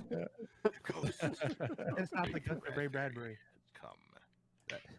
Griffin, at this point, why don't you just drop the overlay? and Well, show the Brady Bunch? well, the thing is Yeah, that that's what I was it's thinking. still freaky when it does that. I mean, I tried that earlier. I'm giving up. It's fine. I'm giving up. Just do a window capture of Discord. My OCD. Yeah, literally, just do it. Yeah, my OCD is doing it, but it's not gonna. I do say the one thing I've taken off from this whole thing is that Eris needs to read War of the Worlds, then he needs to listen to the radio broadcast, and he needs to watch the 1950s movies, then he needs to watch the I listened to part of the radio broadcast in trying to get the announcer feel for it. I think you did a wonderful job. Yeah. Well, you know, I mean, the first ever radio program that I listened to, and it was a rebroadcast on the CBC. We lived close enough to. Where I live right here. We're very close to Canada, so we weren't picking up any US radio. Yeah, thanks. And it was a rebroadcast from the BBC of The Hitchhiker's Guide to the Galaxy. Right when it was being broadcast, me and my mom and my sister, we all listened to it, basically live, like not simulcast. It was like 8 hours later, or something like that. What I'm getting from Paul is that I'm too young, and he hates me for it, and apparently I have to go back. I have the same age. I'm too young. You hate me for it. I have to go back. Oh man, we're all the same. I can't believe you're a massive science fiction fan, but you haven't watched War of the Worlds. It's like saying you've never seen an episode of Star Trek. It's like what? You know, You're gonna have to explain that one to me. Those are Bloodfest. Let me say this. I'm sorry. You're like this. The 1988 TV show was made in Canada, so you'll be supporting your local country if you watch the 1988 TV show. Fast cars. So unfortunately, there's a law in Canada that says that Canada has to produce X amount of Canadian TV and broadcast it, which basically means that all Canadian TV is terrible. Don't watch anything. So that explains Letterkenny's good. I love Trailer Park Boys. Ferda. Letterkenny, Schitt's Creek is really good. Schitt's Creek. And also, let me say this: my special effect out of all the special effects tonight was the gun cannon. Oh, I like the gun cannon. Oh, yeah, that was cool. That was great. That was yeah. And the dive Stargate. bomb, Okay, plane, fine. Bring back Stargate. Yeah. I will begrudgingly admit that Eris did a good job. That was so hard. You only get one, Eris. You only get it. He's cherishing it. He is cherishing Might have it. been better. Oh, gosh. Disco, if you make him do the, way back. if you make him do the Canadian tripod again, I swear to God. I haven't made anybody do the Canadian tripod since back. Don't worry, Eris. I'm going to click that for you. What does that mean? It's what I'm referencing is a captain's table episode where he decided he was going to leave the room and then scramble back in on all fours like a beast. Oh, I had that clip. And that was the same. That was the same one where he screamed into his microphone. Yeah. Eris, what is wrong with you? Are you okay? No, He's literally everything. He's performing. Was that on captain table or relay? I thought it was relay. It was on captain's table. I have it on my. Okay. It's why every time I meet Disco, he picks me up over his shoulder and carries me out of wherever we are to get rid of me. Well, it's to be fair, if you're not there, he does it to Jake. So, I mean, Jake. To be fair, Jake also deserves it. Hey, I've also thrown DJ over my shoulder and carried Oh, him. and he is not. That is. No, you should have seen Epic. I tossed DJ over my shoulder and ran off with him, and Epic was like, "Motherfucker!" I'm sorry. I forgot what stream I was on. Hey, I have you all be. I got Disco to sit in my lap in my cart. Well. Yeah. That's sweet. I'm not going to say what I'm thinking. I'm now jealous. It's after hours, man. That's a hard pass for me. With envy. I want to quickly reiterate thank you to everyone that was watching this because we did raise a lot for charity. That is crazy. Seriously, thank you all, one, for watching, and two, for supporting St. Jude's. It means a hell of a lot. Really, you guys rock for donating. Thank you so much. Yeah. Thank you for being deep. Yeah. Yes. Lost Magellan needs We Paul had in. fun. We did something good. Oh gosh. It's almost Halloween. Mandalorian is almost out. It's out right now. Oh yeah. Sorry. Is that a TV show? Timmy, why did you say that? People are going to be leaving now. People are going to stop leaving because you said that. I'm going back. It's a good time right now. I'm feeling good right now. I'm sorry. I'm just. Is that more of this like Star Trek stuff? I don't know. Oh, you need to stop it. I need to stop it. Yeah, the ring Oh rules my them all. gosh. It's really good. Yeah. He lost I am his nerd interested. card. And Discovery. I'm throwing in Did, Discovery too. Did Disco? Did you talk about your what your big interest in War of the Worlds was? Like when I stepped up. Oh, it was the TV show. It was I came to it from the TV show, and it was literally my mother was flipping channels one day, and she started on, and she caught it right when it was like doing the credits, and saw the very handsome man named Jared, and she goes, "Look, a handsome man named Jared," and left it on. And I watched that. It happened to be the first episode, and I was just like, "Wait, there are aliens inside barrels," and I would go around and take my little brother and stuff him in my laundry basket, and just be like, "You have to stay there until I spill something on you." Yeah, and then eventually, you know, they kept referring back to this other thing. We kept referring back to this other thing. I kept like trying to convince my parents that there was some kind of alien invasion before, and nobody knows about it. And she's like, "What the fuck?" After hours, 9 o'clock.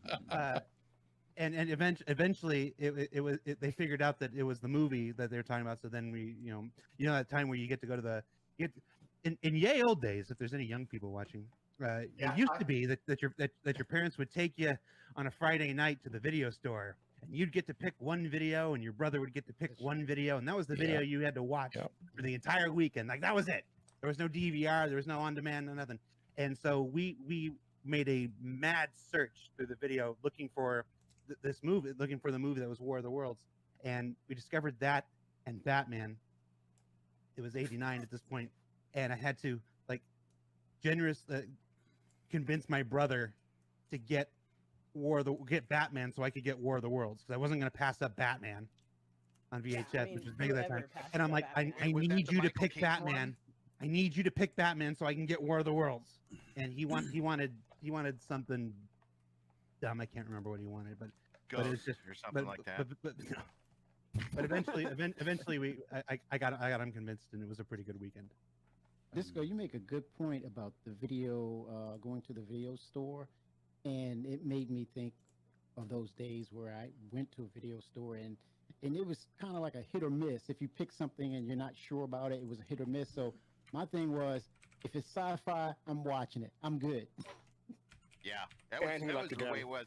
My first ever introduction to anything kind of, Why? I guess, sci-fi, horror, fantasy was black and white movies on reel-to-reel that were ordered when I was a kid back, way back in the 70s. And the school that I went to, they would order these reel-to-reel movies, and they got a Bela Lugosi and Dracula. They've got a Frankenstein movie, and this was all for Halloween. And then they got the Hounds of the Baskervilles from the 20s, all black and From white. the 20s. Oh, that was so good. Yeah. How old were you when they got sound? So that was some good stuff. and the projector is just going behind you, and so it's. You don't understand. I don't get to make age jokes very often. Somebody in work chat yesterday pointed out to me that I am older than Danny Glover was in Lethal Weapon when he said I'm getting too old for this shit. Wait, we I said, absolutely not. Is And I looked it Lethal up, Weapon and 1 it's or- true. No, Lethal Weapon 1. I'm older than Danny Glover Ooh, that's was way in Lethal back, Weapon man. 1 when he said I'm getting too old for this shit. And I was just like, I was put in my place. I was in a little box like that. I'm Bless thinking his back heart. to it. I think my introduction to science fiction was Rocket Avatar. Robin Hood. Mine was Rocky Horror. Rocket Robin Hood. Rocky Horror wins. Rocket So many Robin young people. I never even Does heard of it. anyone know what the hell Rocket Robin Hood was? No, I think you made it up like everybody made up their No. scene That must be very Canadian. No. Sounds like you're was. combining two different things. Oh, someone Oh in yeah, the no, chat sorry. knows. Sorry, But you're he right. dresses It in was a tights. Canadian animated series. It was Robin Hood, but in space, and he had jetpacks and like laser arrows and Go on. Rocket Robin. It was the TV Flack, show. Flack, here it is. Flack it was an Marauder animated- Yep. Flack It Marauder was an supporting you. animated. So It did was an anybody ever animated see? TV show that lasted for 3 seasons in the 60s. Apparently. Flack A Marauder, it says he watched Rocket Robin Hood every lunch hour. So you got an advocate, Eris. There you go. Did Yes. anybody ever see Buckaroo Banzai: Journey to the Center? Yes. Yeah. That Yeah. was the Party on first my sci-fi channel. film that I can remember Love Buckaroo watching. Banzai. All right, Oh, you what guys, a great introduction. No you matter had. where you go. you guys are a bunch of Yeah, young you are. whippersnappers. If you don't Watch remember the that on my channel. Thunderbirds, if you don't remember the Thunderbirds, you don't remember anything. That's all I got to say about that. None of you guys watch the Thunderbirds? Oh, yeah. my Thunderbird God. and Margot. marionettes, the Oh, puppets, yeah. The puppet? Yes, the Captain marionettes. Scarlet, Captain, I remember Scarlet, Captain and, Scarlet. yeah. I was born Remember, the year um, Star Wars came out. Ooh, That's my claim. Oh yeah. ouch. I went Ah, to that's good. Star Wars in the theater, so 1977. Absolutely. I got to go see that with Stood in my line dad. for it. Yep. I think my dad took me in there with him. Let me- I believe that Let story's true. me share with you guys a quick story that you'll laugh and moan about. When I was in high school, I was a big person into science fiction and into broadcasting and film, right? Used to make all my own models, all the plastic models, make my own stuff. So when I was graduating, I wanted to go to Columbia College. And so you guys remember the magazine Starlog? Anybody remember that? It used to be a magazine for science fiction. And in the back, they would have these Heavy little metal. jobs and different things that you could put in for. So I put in for this job, right, for a model maker. So I put in for it. I get accepted to Columbia. I'm 16 years old, getting ready to go to college in the summer, and I get a letter saying, hey, we really, really like your work. Would you like to maybe come out and work at our company? And I'm like, oh, man, I'm 16. They wanted me to move. I'm in Chicago. They wanted me to move to California. I'm like, I don't know anybody in California. So I got my thing to go to Columbia. I'm ready to go to school. That letter for that company later became Industrial Light and Magic. ILM. I knew you were going to say No. So it was was in 1980. It was between Star Wars and Indiana Jones, and they hadn't become ILM completely yet. Yes. And that was who it was from. Wow. My daughters just moan when they hear that. But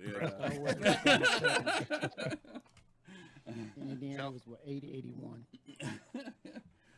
And for me, it was. I think sci-fi had a large imprint. For me, the large imprint came from Japanese animation, and for me as a kid, it sounds corny, but the first three cartoons, Astro Boy was one, where it excited me, but it scared me at the same time, because here I am, a kid, looking at this cartoon of a boy who was killed, and his father, a scientist, almost basically cloned him or placed his consciousness into a animated or android, and so he was living his life through this android, and it was kind of scary. Kimmy, yeah, it was kind of scary. Kimmy, but, you ain't lived, Kimmy, on Japanese until you grew up watching Ultraman. All right. Yes, I did. Yeah. You got to go back further than that. You got to go back to Ultraman. Johnny Soccer, the giant robot. Giant robot. You know exactly. I just want to point out that while we have completely lost the plot here, and we've been on memory lane for like the last 20 minutes, Richard has been sitting quietly in the corner like, I was grown in a vat 7 years ago. I don't have a history. I must immolate this now. Clones. Yeah. All right. Well, one of the aliens I'm observing quietly. Yeah.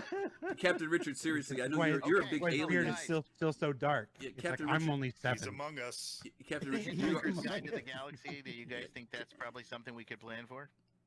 Oh my God. Hitchhikers? Well, maybe we could Because try. I'm willing to. I'd like to vote for that. That'd be cool. Yeah, that'd be fun. Cap, I do want to ask you a question. I know you're a big Aliens fan, right? But what was the what was the science fiction film that like influenced you, like probably back in the early days? Richard? Are you talking to me? Oh, yeah, well, yeah, sure. Yeah, you're the only captain. My father was all super into that stuff, but notably, I wasn't allowed to watch the War of the Worlds TV show. It was, the scenes where like the aliens would literally like infest people, climb into them. I got caught watching that, and I was definitely not allowed to watch the show anymore. But I would try to figure out ways to like program the VCR to tape it so I could watch it later, and I'd still get in trouble anyways. But because of that show, it caused me to watch the original 50s movie, which is where I learned about the original radio broadcast, and having grown up loving talk radio, that's how I found out about it, and that's kind of my history with War of the Worlds. Okay. And it's been fascinating ever since. Even the Tom Cruise movie, it was still pretty fascinating. Well, cool. Well, listen, we're going Back then, you couldn't play video games for a living. That's true. That's all you had, right? All you had was channels and no cable. Well, we're gonna wrap it up, but I'm gonna throw out some great movies that if you guys are into classic science fiction, those of you who are still here, we would definitely recommend movies like Forbidden Planet, The Day the Earth Stood Still, War of the Worlds, of course, Destination Moon, and When Worlds Collide. Those are all great 1950s sci-fi films if you want to see some real early cool stuff with 60% cool of those effects. are in science fiction double feature. The opening song of Rocky Horror. I'll explain, Eris.